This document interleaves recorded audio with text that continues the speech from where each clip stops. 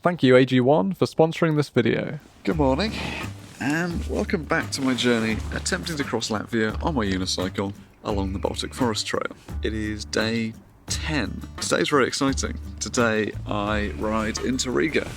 Yeah, I'm looking forward to reaching the city and seeing what there is to see. Right, I'm gonna get up. Yeah, slept properly deeply last night. I think I just went to sleep and then suddenly I was awake and it was morning.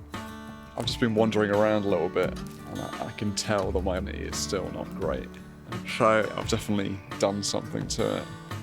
All the way to Riga is pretty much on paved surfaces, I think, so that will help. It'll put less strain on my knee, and once we're in the city I'll be able to take some time off to rest it. So these are positive things.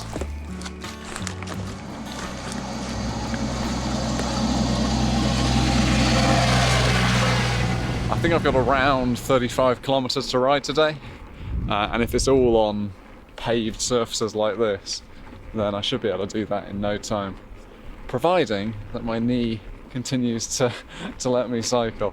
It seems okay, you know, it's manageable. If we hit any steep hills or any rough tracks, I don't think it's going to hold up to that, but this kind of cruising on flat surfaces, smooth surfaces, it feels okay. I've been really enjoying seeing how the sort of light plays on the trees, especially in the mornings. It's just so pretty here. I'm just entering the village of Alderi, and there's a lot of very expensive looking houses around here, and a lot under construction as well. I think I'm going to find somewhere here to have some breakfast. According to my map, there is a little beach by a lake just up here, and there's a little bench, and I reckon that's going to be the ideal spot to cook some food.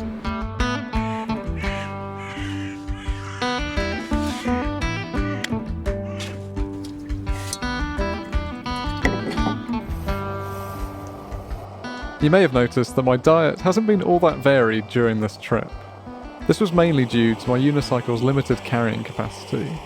Because of this, I gravitated towards buying dense staples like porridge and lentils, and supplementing these with versatile veg like carrots and peppers. This lack of variety quite possibly resulted in a deficiency in certain things, which, while not a massive deal over a couple of weeks, could become an issue over time. Which is why I'm happy to now be working with AG1. AG1 is a comprehensive and convenient supplement made up of a blend of over 70 high-quality ingredients. It contains vitamins, minerals, and whole food source nutrients that are designed to support your body's everyday needs. While day to day I try and get everything I need through a varied diet, sometimes that's just not possible, which is why it's reassuring knowing that AG1 covers my daily dose of vitamin C, zinc, and more, helping to support my overall immune health. I've been drinking AG1 every morning for the last couple of weeks, and it struck me how useful it would have been out in Latvia. AG1 is NSF certified for sport, which means it's verified that every serving is exactly what you see on the label, and that it's tested for heavy metals, contaminants, and over 280 banned substances. So if you think AG1 could benefit you, please head over to drinkag1/edpratt or use this QR code and you'll save 20% when you subscribe. You'll also receive a free 1-year supply of AG vitamins, D3 plus K2, and 5 AG1 travel packs with your first purchase. Thank you AG1 for sponsoring this video. Now back to Latvia. I like to turn off my food slightly before it's properly cooked and then just let it sit for a while, and that just finishes it off. And that way it just saves a little bit of fuel. It also gives it time to cool down as well before I want to eat it. Today's addition to the porridge: fruit and nut mix and chocolate.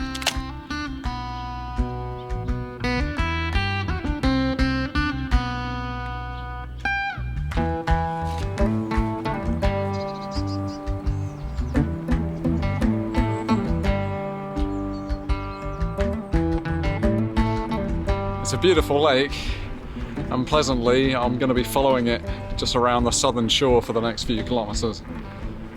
Just pushing through the forest. Yeah, there's a lot of very fancy looking houses out here.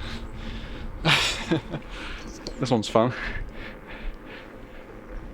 I'm now following the course of the main road into Riga, but I can hug these like parallel roads which is, you know, pretty pleasant to be honest, apart from the noise to my left. I haven't been in many towns in Latvia, but the ones I have been in, I've found have had pretty good cycling infrastructure. Like the fact that I can follow this main road without actually being on it and being away from the cars is quite a big deal.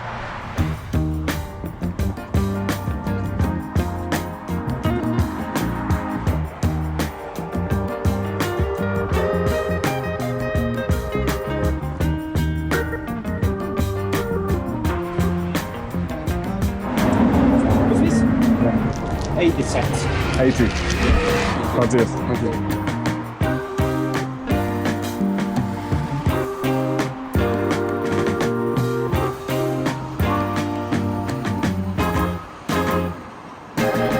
So, made it to Riga. I'm still pushing to get to the centre. It is challenging riding, I'll tell you that much.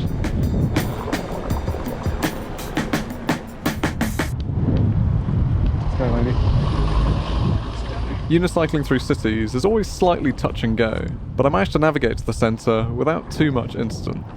There's decent cycle paths, but some of the roads are completely cobbled, which isn't ideal.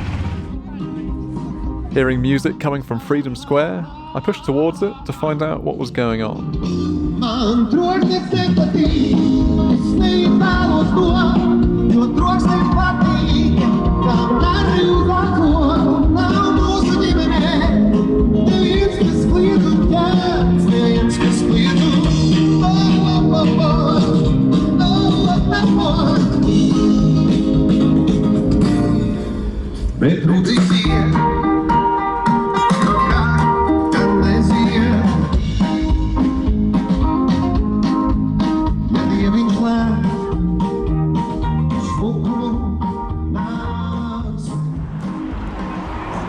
So I made it down to the Freedom Square in Riga, and they're having a big celebration because the Riga, or Latvian basketball team came 5th in the World Championship.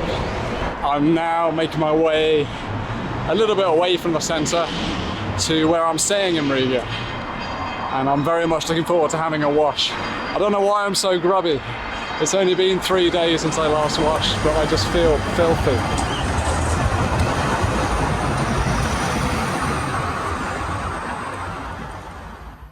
And just like that, I am clean.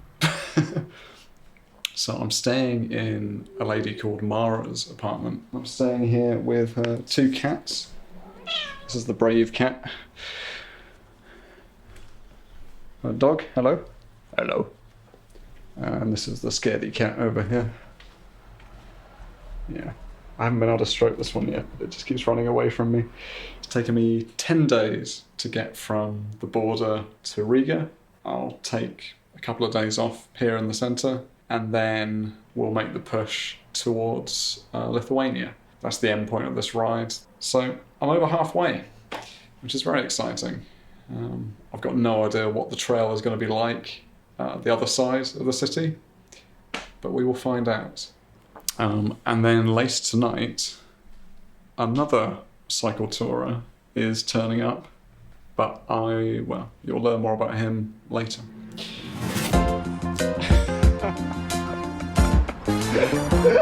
We're just going to take over the streets of Riga.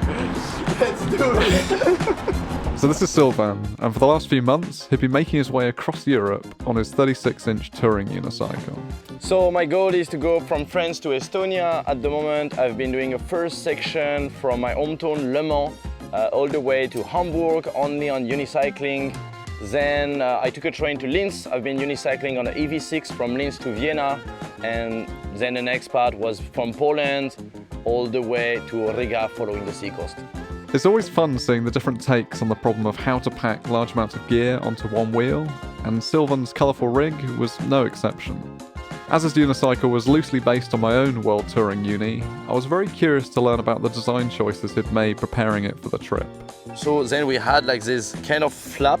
The goal of it was to avoid this bar to bend, because the tube going through, when I get to Belgium, it was like banana shape, and I don't think it would have resisted all the way to Estonia without it.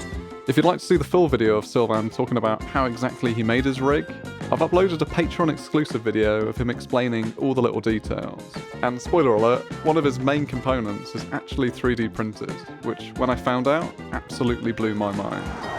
It's like you're not so much higher, but you're just so much more intimidating being on something like this. I mean, like, massive tires. This looks like a monster truck unicycle. It was total coincidence that we happened to be rolling through Latvia at the same time, and as it's a real rarity for two travelling unicyclists to intersect, we decided we'd join forces once we left Riga, taking on the next section of the Baltic Forest Trail together. Now we go straight to New Horizon! As I have much less admin to deal with than Sylvan, I spent my time walking Mars the dog, picking up food for the journey ahead, and just riding around, seeing more of the city. I can't tell you how nice it feels to ride unloaded. Riding with bags is fun because you've got everything you need, but it just makes the unicycle so unmaneuverable. Not really sure where I'm going, but I'm just enjoying the ride. I might pop into the old town and tackle some cobbles.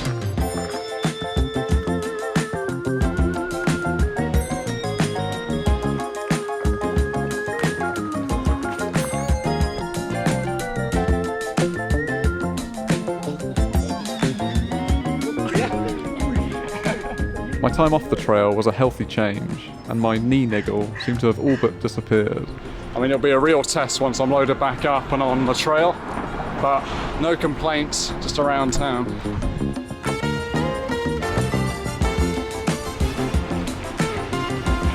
Well, so it's just straight down this one? No, we go right. Okay, sweet. This is green light. As well as letting us crash at her place, Mara invited us to the beautiful red-domed Riga Circus. As the director, she was excited to show us the renovation work that had recently been completed. Everything that was done was actually done to think about how to make it usable and beautiful. It's not like, oh, we want to renovate it as it was in, 135 years ago when it was built, but more like keep the different periods available there. This now we're in the backstage area. This used to be the elephant stalls. Apparently for 6 elephants, but seriously, I don't know how to put them because they really went till they're up there. Yeah. So now we have these great gates, like close them down, and we close both of them. Then that becomes a public area where we can put like sofas and cafe, and when we have more audience, because we don't have a lot of place, or when we need a bigger backstage, we just close those doors. When I designed it, then I told to the constructor, I said, I want to have 2 flying trapezes and 10 vertical ropes being able to be rigged at the same time. Okay. So that's what it took. Because flying trapeze needs 3 tons each, and the vertical rope needs 2 tons each. And the flying trapeze needs to be able to handle a dynamic force to all the directions. Yeah. So at the end, it creates something as massive as this. It was here outside the circus that Sylvan and I organised a meet and greet for anyone local that wanted to come down and say hi. Yeah, cool. Nice one, Dimitri. Yeah, sweet. On the last evening, we made it down to the local circus school and watched the kids there play unicycle basketball, which was frankly extremely impressive.